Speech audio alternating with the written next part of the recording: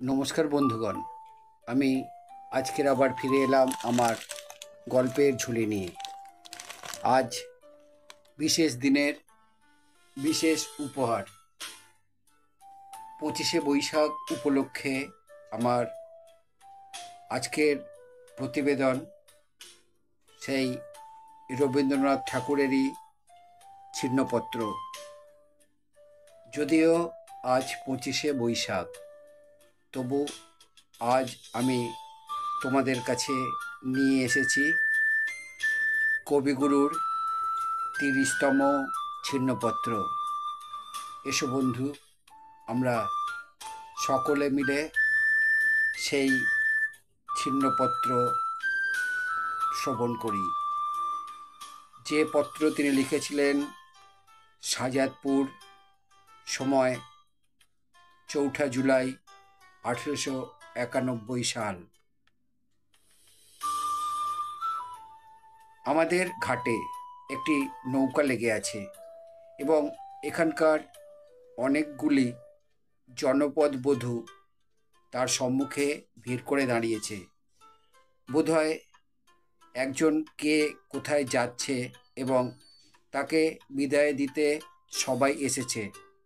অনেকগুলি কচি ছেলে, অনেকগুলি ঘোমটা এবং অনেকগুলি পাকা চুল একত্র হয়েছে, কিন্তু ওদের মধ্যে একটি মেয়ে আছে, তার প্রতি আমার মনোযোগটা সর্বাপেক্ষা আকৃষ্ট হচ্ছে। বোধহয় বয়স 12-13 হবে, কিন্তু একটু হৃষ্টপুষ্ট হওয়াতে 14-15 দেখাচ্ছে। মুখখানি বেড়ে, বেশ কালো, অথচ বেশ দেখতে ছেলের মতো চুল কাটা, তাতে মুখটি বেশ দেখাচ্ছে।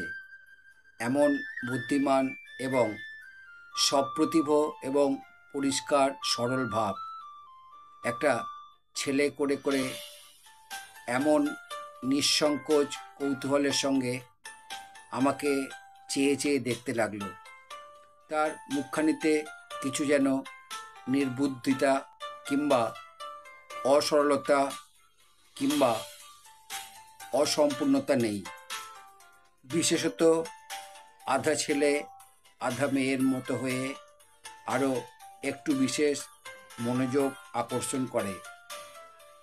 ছেলেদের মতো আত্ম সম্বন্ধে সম্পূর্ণ সচেতন নয়, অচেতন ভাব এবং তার সঙ্গে মাধুরী মিশে ভারী নতুন রকমের একটি মেয়ে তৈরি হয়েছে। বাংলাদেশে যে এরকম ছাঁদের জনপদ বধূ দেখা যাবে এমন প্রত্যাশা করিনি। দেখছি এদের বংশটাই তেমন বেশি লাজুক নয়। একজন মেয়ে ডাঙায় দাঁড়িয়ে রৌদ্রে চুল এলিয়ে 10 আঙ্গুলি দ্বারা জটা ছাড়াচ্ছে এবং নৌকার আরেকটি রমণীর সঙ্গে উচ্চস্বরে গড়করণার আলাপ হচ্ছে। শোনা গেল তার একটিমাত্র মায়া, অন্য ছাওয়াল নাই।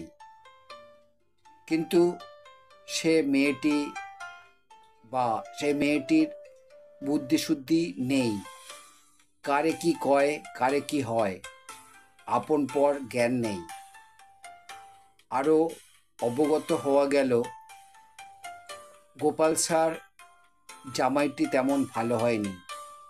মেয়ে তার কাছে যেতে চায় না। অবশেষে যখন যাত্রার সময় হলো, তখন দেখলুম আমার সেই চুলছাটা, গোলগাল, হাতে বালা পরা না উজ্জ্বল সরল মুখশ্রী মেয়েটিকে নৌকায় তুলতে। বুঝলুম বেচারা বোধহয় বাপের বাড়ি থেকে স্বামীর ঘরে যাচ্ছে।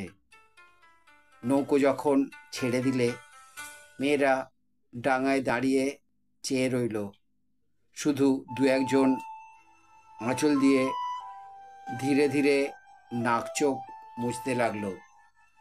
একটি ছোট মেয়ে, খুব এঁটে চুল বাঁধা, একটি বড়শির কোলে চড়ে তার গলা জড়িয়ে তার কাঁধের উপর মাথাটি রেখে নিঃশব্দে কাঁদতে লাগলো।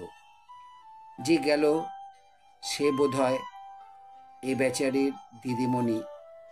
এর পুতুল খেলায় বোধহয় মাঝে মাঝে যোগ দিত, বোধহয় দুষ্টুমি করলে মাঝে মাঝে সে একে ঢেপিয়েও দিত। সকালবেলাকার রৌদ্র এবং নদী তীর এবং সমস্ত এমন গভীর বিষাদে পূর্ণ বোধ হতে লাগলো। সকালবেলাকার একটা অত্যন্ত হতাশ্বাস রুগ্ন রাগিনীর মতো মনে হলো। সমস্ত পৃথিবীটা এমন সুন্দর অথচ এমন বেদনায় পরিপূর্ণ। এই অজ্ঞাত ছোট মেয়েটির ইতিহাস আমরা যেন অনেকটা পরিচিত হয়ে গেল আমাদের। বিদায়কালে এই নৌকা করে নদীর স্রোতে ভেসে যাওয়ার মধ্যে যেন আরও একটু বেশি করুণা আছে, অনেকটা যেন মৃত্যুর মতো। তীর থেকে প্রবাহে ভেসে যাওয়া যারা দাঁড়িয়ে থাকে তারা আবার চোখ মুছে ফিরে যায়। যে ভেসে গেল সে অদৃশ্য হয়ে গেল। জানি এই গভীর বেদনাটুকু যারা রইল এবং গেল উভয়েই ভুলে যাবে, হয়তো এতক্ষণে অনেকটা লুপ্ত হয়ে গিয়েছে। বেদনাটুকু ক্ষণিক এবং বিস্মৃতির চিরস্থায়ী, কিন্তু ভেবে দেখতে গেলে এই বেদনাটুকুই বাস্তবিক সত্য, বিস্মৃতি সত্যি নয়। এক একটা বিচ্ছেদ এবং এক একটা মৃত্যুর সময় মানুষ সহসা জানতে পারে এই ব্যথাটা কি ভয়ঙ্কর সত্য, জানতে পারে যে মানুষ কেবল ভ্রম কমেই নিশ্চিন্ত থাকে, কেউ থাকে না। এবং সেইটে মনে করলে মানুষ আরও ব্যাকুল হয়ে ওঠে। কেবল যে থাকবো না তা নয়, কারো মনেও থাকবো না।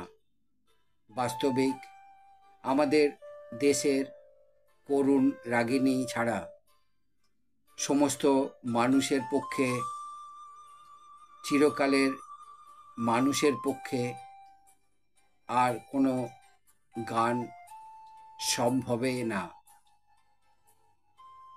এক করুণ কাহিনীর দৃষ্টান্ত দিলেন কবিগুরু। সেই রমণীর বিদায়ের সুরে আজকের 25শে বৈশাখ সমর্পিত হলো ছিন্নপত্রের 30তম প্রতিবেদনে।